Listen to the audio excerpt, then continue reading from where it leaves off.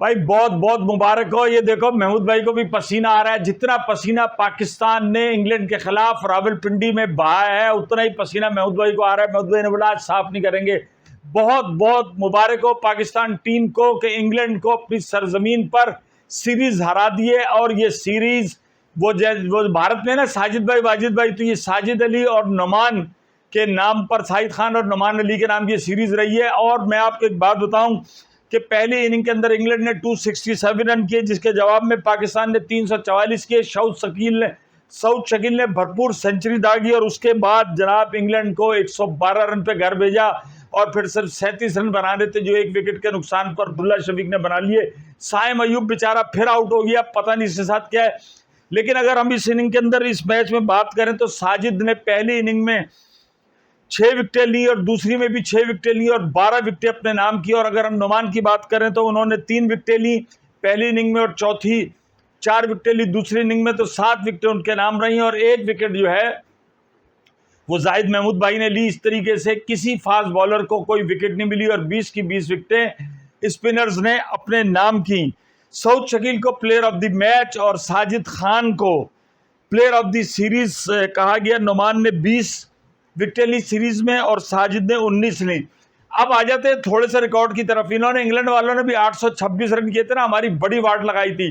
अब पाकिस्तान ने कुछ यकीनन स्टैट्स जो है वो बेहतर हुए। पाकिस्तान ने 3.5 साल बाद होम सीरीज जीती है। जनवरी 2021 में जनूबी अफ्रीका को हराया था, उसके बाद से हमने होम सीरीज नहीं जीती थी। सन 22 में हम देखें तो ऑस्ट्रेलिया और इंग्लैंड हमारी वाट लगा के गए थे। 24 में बांग्लादेश ने हमारी वाट लगाई, जिसके बाद जाके वो इंडिया में बड़ा चेगा और फिर हमारा बदला हमारे हमसायों ने लिया कि उनकी ऐसी की तैसी कर दी। और पाकिस्तान ने इंग्लैंड के खिलाफ सीरीज, चौथी सीरीज है ये पाकिस्तान ने जो अपनी सरजमीन पर जीती है। इससे कबल 2005 में टेस्ट सीरीज जीती थी अपने मुल्क के अंदर। अब आप देखें 2005 के बाद 2024 ऑल टुगेदर 20 साल 19 साल हो गए जिसके बाद ये फतह मिली है। 2015-16 में यूएई में पाकिस्तान ने जीती थी, तो ये सीरीज पाकिस्तान ने मैच जो है वो 9 विकेटों से अपने नाम किया है।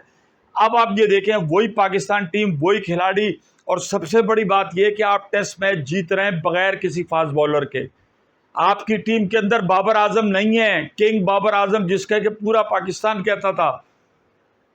आपके टेस्ट स्क्वाड के अंदर शाहीन शाह अफरीदी नहीं है, नसीम शाह नहीं है, हारिस रऊफ नहीं है, शादाब नहीं है, लेकिन उसके बाद आप टेस्ट सीरीज जीत रहे हो। और सबसे बड़ी बात क्या है कि एबिलिटी तो जो होती है वो होती है, सबसे बड़ा दिमाग ये है कि आपने अपनी मेंटल अप्रोच को मजबूत किया, आप ऊपर से आए, आपको स्ट्रेंथ नजर आई और आपने अपनी स्ट्रेंथ पर क्रिकेट खेली। आपकी स्ट्रेंथ आजकल फास्ट बॉलिंग नहीं थी।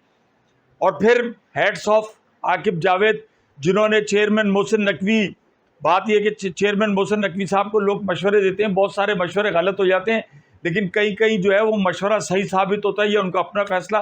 फिर जब वो क्लिक करता है तो आप उसे लेके चलते हैं और वो फिर पाकिस्तान की तकदीर बदल देता है। यही हुआ, आकिब जावेद आए और उन्होंने हंगामी इजलास हुआ और उसके बाद वो मुल्तान पहुंचे, अपनी निगरानी में उन्होंने पिच बनाई और जिस तरीके से पाकिस्तान ने मुल्तान के अंदर दूसरे टेस्ट मैच में फतह अपने नाम की। उसके बाद तीसरा टेस्ट मैच हुआ तो मेरा ख्याल है कि इंग्लैंड के खिलाड़ी बहुत ज़्यादा डर गए। उन्होंने जब देखा कि भाई ये कर क्या रहे हैं, बड़े बड़े पंखे आ गए, हीटर्स आ गए, कड़े आ गए, पता नहीं क्या क्या, वो समझे जैसे जंगी सामान, वो देसी नौयत का अजीब व गरीब सामान जब पिच की तैयारी के लिए आया तो उनका ये हो क्या रहा है।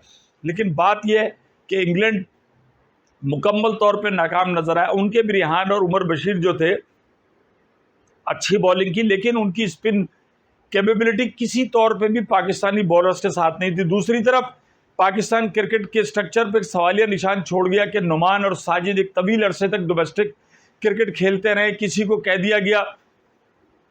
और अभी भी मैं पोस्ट मैच देख रहा था, इसमें शान मसूद बात कर रहे थे तो रमीज भाई से मुझे तवक्को नहीं थी, बड़े उससे नुमान जो वो लगता है वो अब भी खुश नहीं अपने दौर के जो उन्होंने फैसले किए थे। उन्होंने कहा था कि भाई ये साजिद एक हाथ से बॉलिंग करता है, इसका कोई फ़ायदा नहीं, इसे नेशनल अकेडमी में भेजा जाए।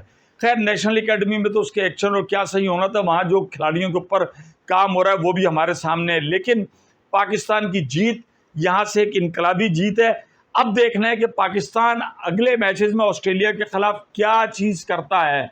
जो आपकी अब वाइट बॉल टीम बनेगी उसके अंदर क्या स्ट्रेटजी होती है, क्या आप दोबारा फास्ट बॉलर्स को लेकर आएंगे, चूंकि इस वक्त आप देखें आपके फास्ट बॉलर फॉर्म में नहीं है और कुछ जख्मी हैं।